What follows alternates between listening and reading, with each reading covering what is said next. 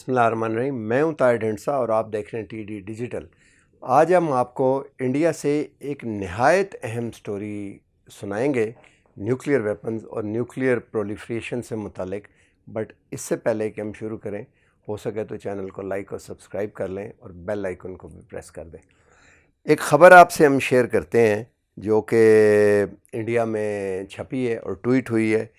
ANI کی خبر ہے اور یہ خبر کہتی ہے مہاراشٹرا سے آئی گئی ہے. مہاراشٹرا وہ جگہ ہے جہاں بامبے بھی ہے، ممبئی بھی ہے. Two people were arrested in connection with illegal possession of natural uranium in Nagpada area of Mumbai. Yesterday, police seized about 7 kilograms and 100 grams of natural uranium worth rupees 21.3 crores.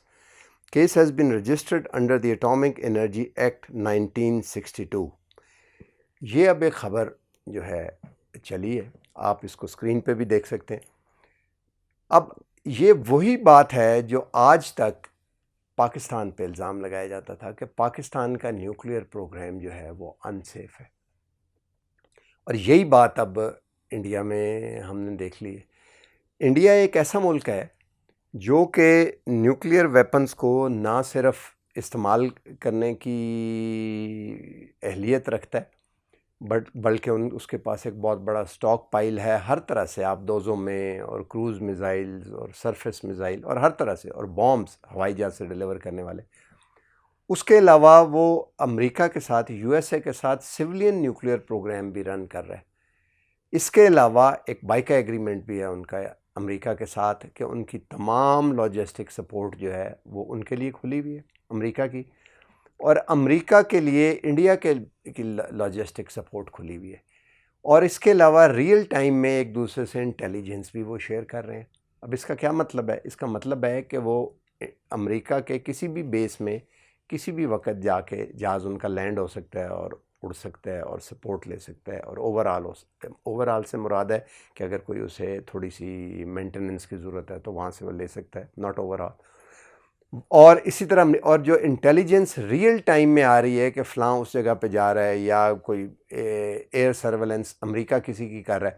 For example ابھی افغانستان میں انہوں نے کندھار پہ ایک حملہ کیا F-18 ہارنٹس جہازوں سے، جو کہ کسی بیس سے اڑ کے آئے. اب ہمیں نہیں پتہ کس سے، انڈیا کو پتہ ہوگا کیونکہ ریئل ٹائم سرویلنس ہو رہی تھی ان کی. ہو سکتا ہے کسی ایئر کرافٹ کیریئر سے آئے ہوں، واٹ ایور. اس وقت اگر ان کا نیوکلیئر میٹیریل کسی کے ہاتھ میں آ جاتا ہے جس سے وہ ایک ڈرٹی بامب پریپیئر کر لیتے ہیں، کیونکہ پوری طرح گین انریچڈ نہیں بھی ہے، تو پھر بھی، اور بامبے جیسا شہر جو تقریباً 1.5-2 کروڑ کا ہے اور بہت ہی، اور ان کا فائنینشیل ہب ہے، وہاں پہ اگر یہ ہو جاتا ہے اس قسم کا کوئی ڈیزاسٹر تو اس کا نتیجہ کیا ہوگا؟ اب اس کی گریوٹی کو آپ دیکھیں کہ کیا تھا. پاکستان پہ یہ الزام لگایا جاتا تھا کہ آپ کا نیوکلیئر پروگرام انسیف ہو سکتا ہے کیونکہ ٹیررسٹ ایکٹیویٹی ہے یہاں پہ. جس وقت ریمنڈ ڈیوس کو پکڑا گیا تو اس کے بعد یہ کہا گیا سرٹن کوارٹرز کی طرف سے کہ ریمنڈ ڈیوس جو ہے وہ خود ٹیررسٹ کو کچھ پہنچانا چاہتا تھا. جو لاہور میں واقعہ ہوا وہ یہ تھا کہ ریمنڈ ڈیوس جو کہ ایک پرائیویٹ کانٹریکٹر تھا، وہ گاڑی میں موو کر رہا تھا، اور اس کے پیچھے لیچ کی طرح، لیچ فارمیشن میں، مطلب جیسے جونک لگی ہوتی ہے، کچھ ISI کے لوگ موٹر سائیکل پہ لگے ہوئے تھے. چبرجی اور مزنگ، لاہور کا جو downtown main area Lahore کا، جسے شہر کہتے ہیں نا، لاہور ماڈل ٹاؤن میں جو رہتا ہے، وہ اگر اس نے جانا ہو مزنگ وغیرہ تو وہ کہتا ہے ابا جی کہاں گئے ہیں؟ ابا جی شہر گئے ہوئے، یا آ جاؤ شہر چلتے ہیں، وہاں سے چیزیں خریدیں گے. تو اس کو شہر کو، ڈاؤن ٹاؤن کو اردو میں شہر یا لوکل، تو مین ڈاؤن ٹاؤن ہے، مین چبرجی اور مزنگ اور اس علاقے میں وہ گاڑی میں موو کر رہا تھا. اور جب اس نے دیکھا کہ کئی گھنٹے کی مشقت کے بعد یہ جو ISI کے لوگ ہیں وہ اس کو لوز نہیں کر رہے، چھوڑ نہیں رہے، ایک بیٹ سے آگے چلا جاتا ہے تو دوسرے لوگ پیچھے لگ جاتے ہیں تو اس نے گاڑی کے اندر سے سپورٹ منگائی امبیسی سے کہ آؤ اور آپ میرے ساتھ کچھ مجھے سپورٹ کرو. اب وہ سپورٹ کیا تھی؟ جب وہ آ گئی سپورٹ گاڑیوں میں تو اس نے اندر سے بیٹھے بیٹھے گاڑی کی اسکرین سے گولی مار کے جو لوگ اسے چیز کر رہے تھے انہیں مار دیا.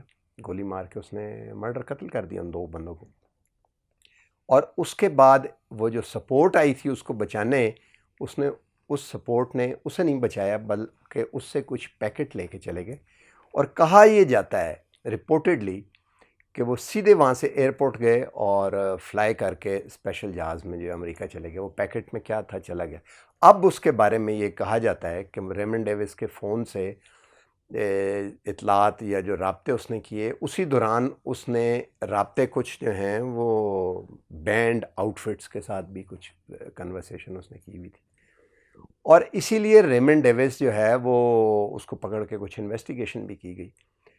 ریمنڈ ڈیوس کو پکڑے جانے کے بعد اس نے بتایا جاتا ہے کہ اور بھی نیٹ ورک بتایا اور بہت سے لوگوں کو یہاں سے آئیڈینٹیفائی کیا گیا.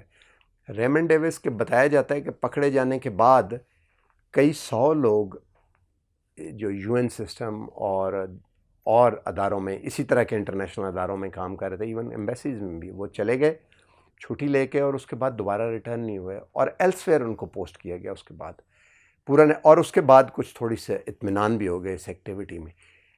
کہا یہ جا رہا ہے کہ اس کے پاس کوئی ڈرٹی بامب یا اس قسم کی کوئی چیز تھی، میٹیریل، جو کہ وہ کسی ٹیررسٹ کو دینا چاہتا تھا تاکہ یا تو وہ دھماکہ کرے یا کوئی اسے لاہور میں کسی طرح چھوڑ دے. اور کہا جائے کہ دیکھیں یہ اگر اس سے کوئی بہت زیادہ نقصان نہیں بھی ہوتا پھر بھی ہزاروں لوگوں کی اور ریڈیشن کا نقصان ہو سکتا تھا اگر وہ اسی حالت میں. اب یہ اسی قسم کا سلسلہ انڈیا میں یہ پکڑا گیا. اب یہ بالکل کہتے ہیں را یورینیم ہے. نوبڈی نوز کہ را ہے یا نہیں ہے، اور اگر را ہے بھی ہے تو اس کی بھی تابکاری اور ریڈیشن تو اس میں سے بھی ہوتی ہے. اور کیا آفیشیل ایمبٹ سے باہر ڈرٹی بام بنانے کے لیے اس کو تھوڑا سا بہتر بنانے کے لیے یہ فیسلٹی کہیں اور کوئی ڈیولپ کر رہا ہے انڈیا میں یا نہیں؟ اب یہ وہ سارے کویسچن ہیں جو ریز ہو گئے ہیں. اب ان کا جواب کون دے گا؟ آنے والے وقتوں میں یہ پتہ لگے گا کہ کیا انڈیا سے ان باتوں کے جواب مانگے جاتے ہیں یا نہیں مانگے جاتے، یا صرف ان ملکوں کو ٹارگٹ کیا جاتا ہے، پاکستان جیسے تھا، جو کہ اسٹریٹجک پلان کے اندر، انٹرنیشنل اسٹریٹجک پلان کے اندر بجائے کمپلائنس شو کرنے کے دے فال آؤٹ. اور یو ایس یہ چاہتے ہیں، امریکنز یہ چاہتے ہیں کہ وہ ان کو ڈی نیوکلیئرائز کیا جائے یہ کسی طرح کر کے. ہمیں یاد ہوگا کہ ایک وقت وہ چلا تھا کہ پاکستان سے نیوکلیئر ویپن ہم واپس نہیں لیتے بٹ انہیں سیف کرنے کے لیے ایک بینک بنا دیتے ہیں جہاں پہ آپ رکھ دیں، جب مرضی لے سکتے ہیں. اور وہ بینک کسی سینٹرل ایشین اسٹیٹ کا نام لیا جاتا تھا کہ وہاں بنائیں گے ہم. تو یہ انٹرنیشنل جو اسٹریٹجک ڈپلومیسی ہے اس کے اندر ہونے والا ایک اہم پوائنٹر ہے اور واقعہ ہے. اور میں سمجھتا ہوں اس بات کو حکومت پاکستان کو اور IAEA کے ساتھ ٹیک اپ کرنا چاہیے سیریسلی. اور یہ کویسچن سارے جو ریز ہوتے ہیں ان کو، یہ میں بالکل لے مین کی لینگویج میں آپ کو سمجھا رہا ہوں نا کہ ہوا کیا ہے. ان کویسچن کو پراپرلی لینگویج کے اندر فریم کر کے اپروپریٹ فورمز کے اوپر پریزنٹ کرنا چاہیے اور میڈیا پہ اس کے بارے میں کچھ نہ کچھ گفتگو بھی ہونی چاہیے. آج تک کے لیے اتنا ہی. ملتے ہیں اگلے پروگرام میں. تب تک کے لیے اللہ حافظ. اور ساتھ ہی میں، ہو سکتا ہے عید کے بعد ملاقات ہو تو سب کو عید مبارک بھی. اللہ حافظ.